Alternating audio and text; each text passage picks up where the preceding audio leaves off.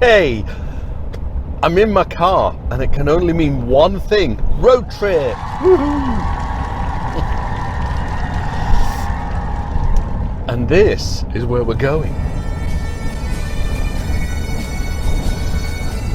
That's it, bonnie Scotland, see ye Jimmy.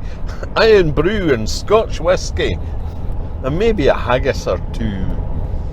Now you're going to have to bear with me on this one because I've got to go from here all the way up to here and then all the way across to there before coming back down to here. I've got a lot to cover.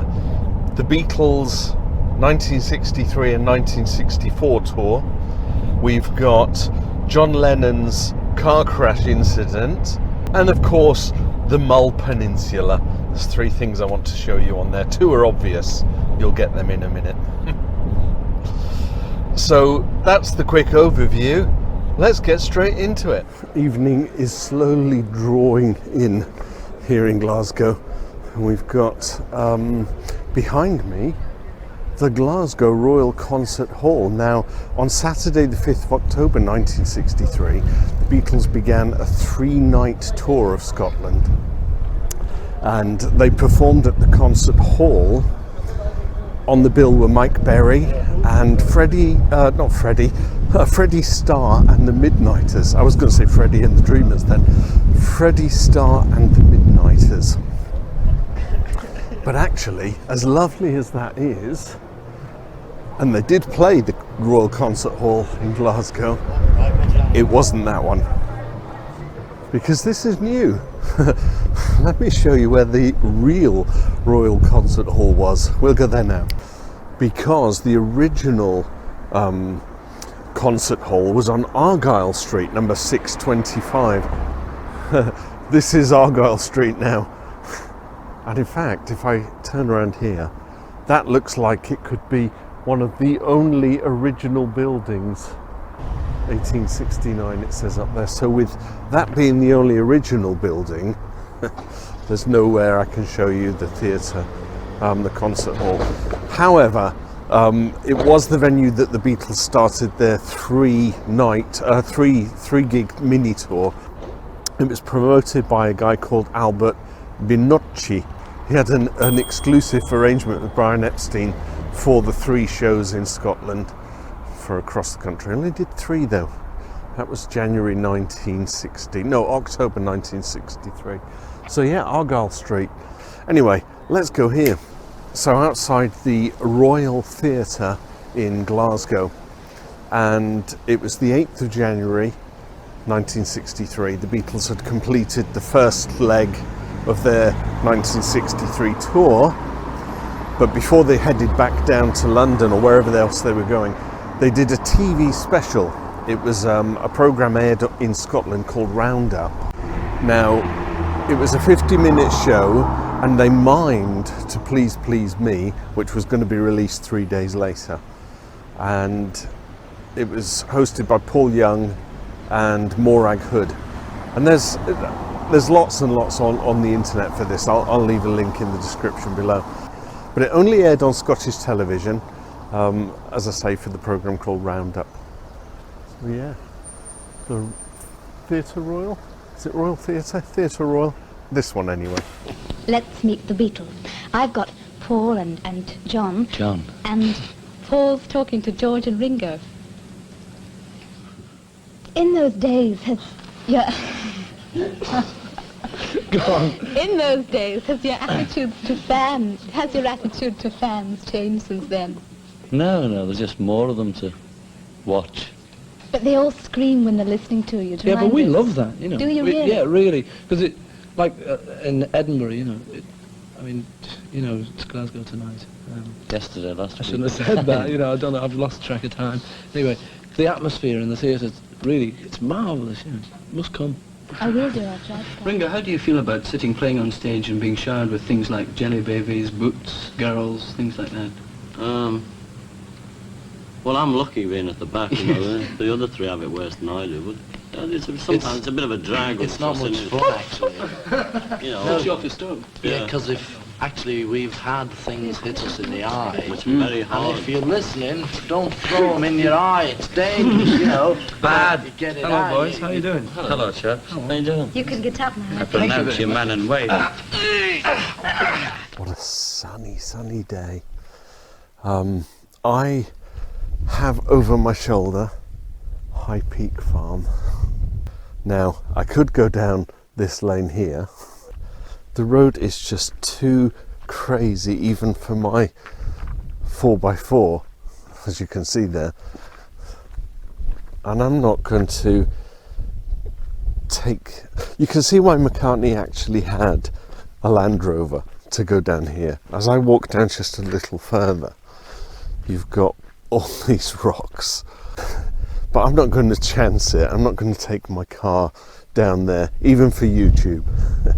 There's a guy called Craig Duncan, I think it's Craig Duncan, and he has done a video. I put a little picture here. And he did he actually walked right across the fields and went all the way over there. So watch his video for that actual adventure. Purchased in 1966 by Paul McCartney at the advice of his accountants as a way of, you know, not having to pay so much tax. They were paying astronomical amounts of tax, and the accountant for the time, Harold Pinksker, he said that by the end of 1964 the group has scored 7 #1 hits, but the first 100,000 earned was taxed at 87.5%, and the second at 98%. So it's pretty obvious that, you know, when George was writing the lyrics for Taxman, there's 1 for you, 19 for me, just too much money. Anyway, Paul bought the farm. It was in 1969 that McCartney and then Linda, having been married, they actually used it as a retreat. And of course, the split of the Beatles and then the subsequent recording of McCartney and Ram, and then the Wings kind of building up with Red Rose Speedway. And of course, they filmed and recorded Mull of Kintyre, which I will take you to very soon. I just wanted to, yeah, it's kind of a pity that I couldn't go all the way down there, but you know, it's all farmland. There are actually no public rights of way here. I don't like trespassing, so with that in mind, let's go. Whoop. I'm losing it. I'm losing the plot. I slept in the car last night and it was actually quite comfortable, but I think there was a kind of the, oh, is someone going to knock on the window? Is someone going to, you know, rob me? It wasn't the case. Anyway, let's go here. I'm now in Campbeltown. Now, it's only 3.5 miles from High Park Farm. I don't remember where I was then. And it's kind of the only town that's of a hub.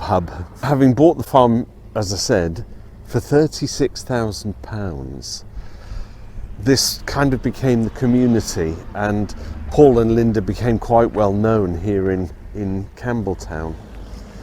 And when she passed, just behind the museum here, friends and admirers of Linda put together a fund to build this garden in her memory. Because of all the good work, and I think she was an anonymous benefactor to quite a few of the charities and organisations here. And they thought it's only fitting that they create a memorial garden for her. So just down here at the back, and it's 8 o'clock in the morning. There's not a lot happening here, but alas, it's closed. So all I can do is poke the garden poke the camera in the garden. I think it's closed. Yeah, it's closed. So they've got this memorial garden here, and Paul donated funds for a bronze statue to be created, so that's the best I can give you of the Linda McCartney Memorial Garden. You can see there's photographs of her on the placards at the back there, and a bronze statuette. It's actually quite nice and quite fitting. Now, they are hoping to increase and get more funds, and what they want to do is a photograph gallery, probably in the building, of all the images and the photos that Linda took of Kintyre. As we know, she was a professional photographer, pretty much like me. Oh no, I'm not professional, I'm amateur. Link to my photo channel there. So yeah, that's the gardens, the memorial gardens here in Campbeltown. You can actually get a ferry. There's the Calmac ferry harbour there, and that takes the ferry from Campbeltown over to Irvine in Ayrshire, just kind of south of Glasgow. So unlike me, having driven from Glasgow and gone all the way up and down, but the ferries are only sailing on Friday, Saturday and Sunday. So I didn't time that one quite right, did I? Okay, one more place here on Kintyre. So let's go. I can hardly believe it. Far have I travelled, much have I seen. Dark distant mountains. Now where are they? Over there. And valleys of green. Can I see the valley? There is a valley behind me and a big manor house. This is Saddell Beach. Does it look familiar? I almost want to break out into song. All together now. Mull of Kintyre. Oh, it's great being here. Mull of Kintyre, Wings' #1 hit-selling single and the Christmas single from 1970. Now the video was directed by Michael Lindsay-Hogg, and it's strange because in the world of celebrity, and we know Michael Lindsay-Hogg, don't we, from that epic Get Back. Not quite the Peter Jackson version, but nonetheless all the footage was filmed by him.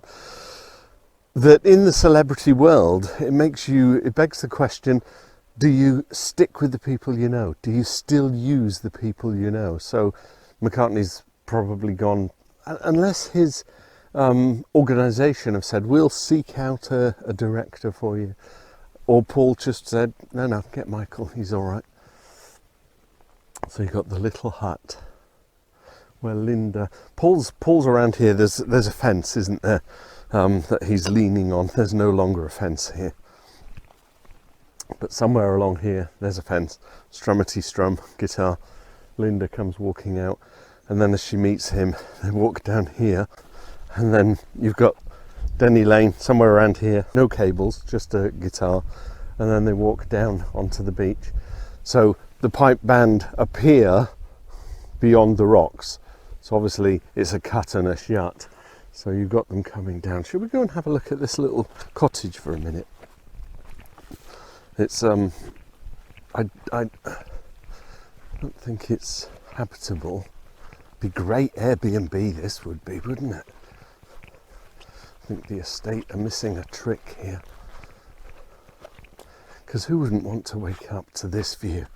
Isn't that amazing? And what a lovely day to come out and do some filming. Looks like someone's had an evening fire. Got a little fire, a couple of fire things here, fire pits.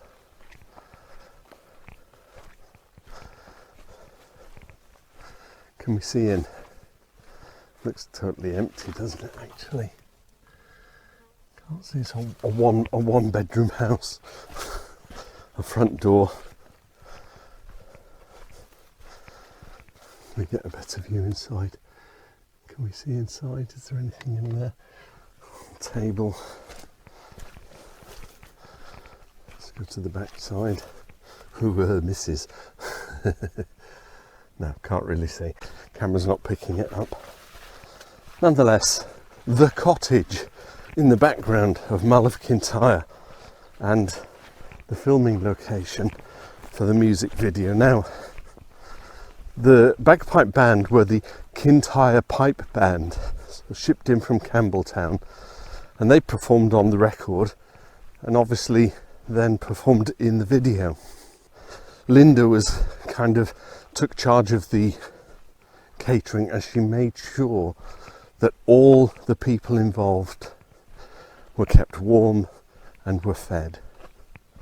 And that kind of, again, endeared Linda to the community of Kintyre. And as I said about the memorial garden, she was an anonymous benefactor to a lot of the charities around here. I'm going to go down onto the beach there. So yeah, they loved her so much. And it kind of, I think I read somewhere that anyone who ever met her was warmed to her generosity and her kindness. I wish I'd met her. That would have been wonderful. Right, let's go on the beach. They had some campfire scenes, didn't they, on the beach in the evening. So, oh, look at this, 360, beautiful. See the roof of a kind of Georgian house there. You've got an old castle. Oh, it's just wonderful. I've turned the microphone off, so I'm going to have to do this just with the DJI. I need a souvenir. And your memories seem like just so many souvenirs. I need to take something with me. I don't normally do this, but I think a nice pin will do the trick, don't you? I saw one just a moment. Look at them, all shiny. What a lovely one. Oh, look at that. That's lovely. It's round and it's got kind of a motif on it. That is my Mull of Kintyre stone. I'm going to take that with me as a souvenir. Yeah, I don't normally take souvenirs from anywhere. You know, like take some of the brickwork off a building or something, but Mull of Kintyre. It's got some, I'll clean it up. That'll be nice. Little memento of my trip here. Now, if you ever drive in Scotland, and you really should if you get the opportunity, it's a glorious countryside. Often you get narrow roads like this. This is the A838, which comes up from either Inverness through Golspie and comes to Durness, or you can come up the west coast from Ullapool and also get to Durness. It's the A38 that goes all the way around. But on these roads, you get passing places. Now, there's an etiquette for driving in Scotland, in as much as if you're in a slow-moving vehicle on a road like this, you should pull over and allow other traffic to pass. The other thing is, if there's oncoming traffic, then you give way. So if you're at a passing place and there's an oncoming car, you wait. Obviously, if it's on your side of the road. If it's on their side of the road, they will wait. Now, in the summer of 1969, John Lennon decided to come up to Durness to visit his family. And he brought Yoko, Julian, and Kyoko, Yoko's daughter. Now, they'd left London and they had set off in a Mini. And by the time he got to Liverpool, he stopped at his stepsister's house, one of these new builds, and telephoned down to London, send up the pool car from the Apple Corps. And so a driver brought an Austin Maxi up to Liverpool, where the baggage was duly transferred from the Mini into the Austin Maxi, and off they went. They took off. They were coming up here. Now, it was on the A838 that John had his accident. He had... we know that John wasn't a particularly confident driver. I think he was actually registered blind or something. Did I read somewhere? Drop me a comment. That could be the case, because his eyesight was so poor. Anyway, he was driving along, and as he's driving the A838 here, well, not here, we know it's the A38. So much has been written about John had a car crash, but never actually, I want to see a plaque somewhere. John crashed here. Could have been down there, you never know. But he saw an oncoming vehicle, and it was a foreign plate vehicle, and he was so panicky, he swerved and took the car into a ditch, crashed it, wrote it off, and he was subsequently rushed to Golspie Hospital along with Yoko and Kyoko and Julian. And the car, although it was a write-off, was recovered, and Yoko had it placed on a plinth in Tittenhurst Park. Now, what happened at Golspie Hospital? Let's go and check it out. Following the car crash, John, Yoko, Kyoko and Julian were brought here to the Lawson Memorial Hospital in Golspie. Now, John had some facial wounds and had to have 17 stitches, and apparently it left him permanently scarred. And I don't recall ever seeing any images of visual scars on his face, but 17 stitches. Yoko had 14, Kyoko had 4, and Julian was the only one who was not physically scarred, although he was treated for shock. Now, there was a local minister, David Patterson, of the Knox Free Church in the local village of Brora, and it's either that way or that way. I can't work it out. And he demanded, on challenging John on his comment that the Beatles were more popular than Jesus. So he insisted on confronting him, and they had a 2-hour conversation, and apparently they discussed philosophy, Jesus, peace and war, and by the end of it they became so pally that John had said to the minister, visit any time. The minister's son Eric was sat out in the car, and this is what he said, this is his quote: "He didn't speak widely about it. I certainly know that I was there.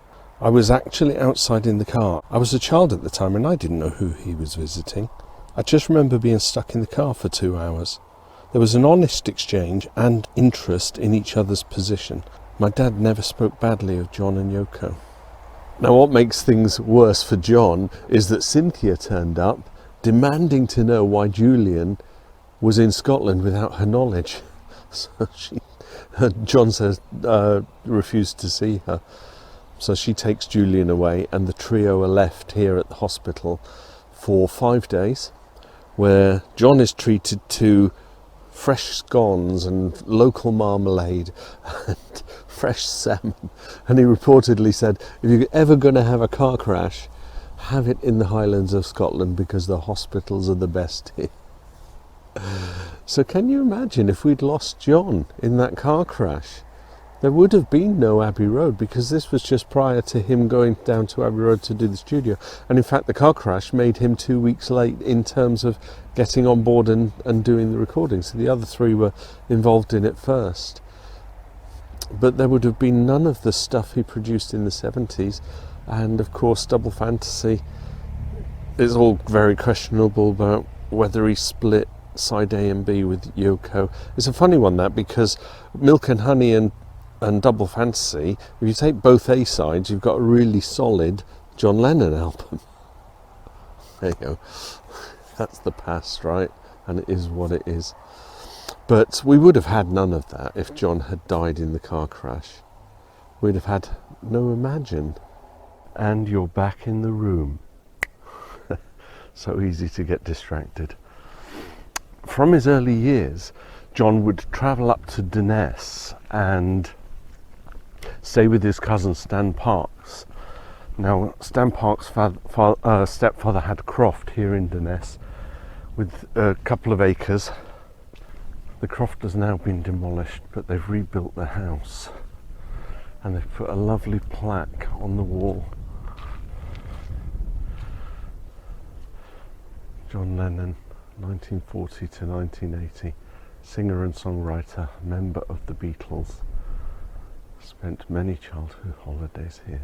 He had an affiliation. It was almost like, we know that McCartney loved Scotland, but so did John. And I do too. It's a really lovely place. And now it's raining.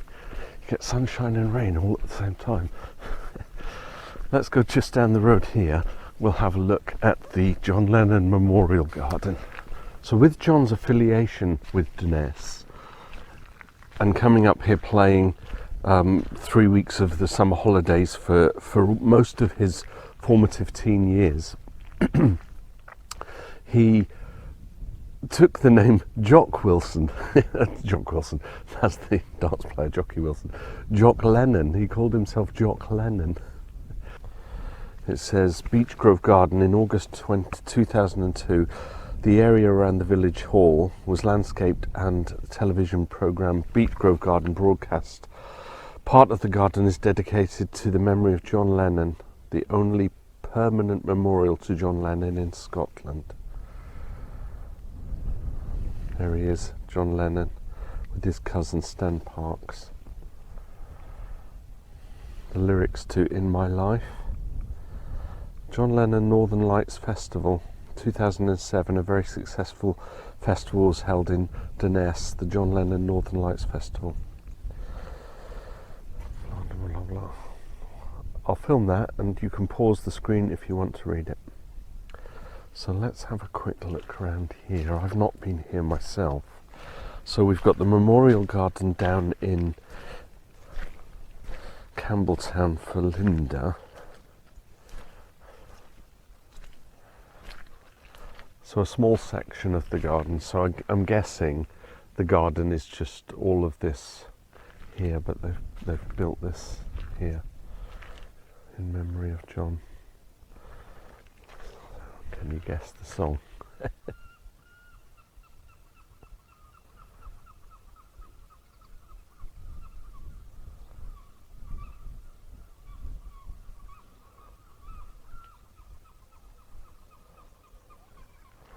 But they've got this seat, which I'm not going to sit on because it's just poured with rain.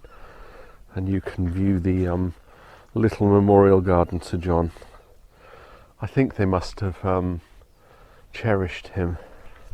So born in 40, that was 82 years ago. So if he's up here with Stan Parks in his teens, it makes me wonder, so that would be the 40, all the 50s.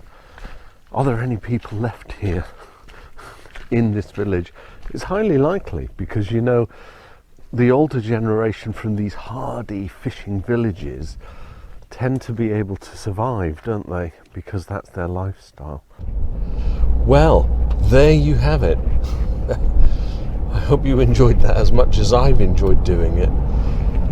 Unfortunately, I gave myself too little time and too much to do, and I always do that. I really wanted to cover the Beatles touring locations for their 64 and 63 dates, and I certainly wanted to cover the North Aberdeenshire coast locations for Johnny Gentle and the Silver Beatles, but I've just run out of time. I didn't realise how much mileage I'd be doing. I'm just leaving Golspie and I've already done 1,112 miles, and I've got to get home. If I just hit the sat nav, I've got 666 miles to do. So I will have done almost 1,800 miles on this trip. For what, 5 locations? But what I think I will do, I will sit at my desk and we will cover the Scotland locations for the gigs, the 64 gigs, the 63 gigs, Johnny Gentle and the Silver Beatles. I can do that from home, and I can superimpose a picture or two to make it interesting. But I think part of why it's taken me so long is simply because I've been doing some photography, I've been doing some driving videos, and you try and cram in as much as you can in as little time as you've got. So what I'm going to say is thanks for watching and bearing with. I will see you in another video. In the meantime, this is the video for the Applecross Pass, Balachnabar, and this is the video for my photography. Go and check them out, see what you think of them. See ya.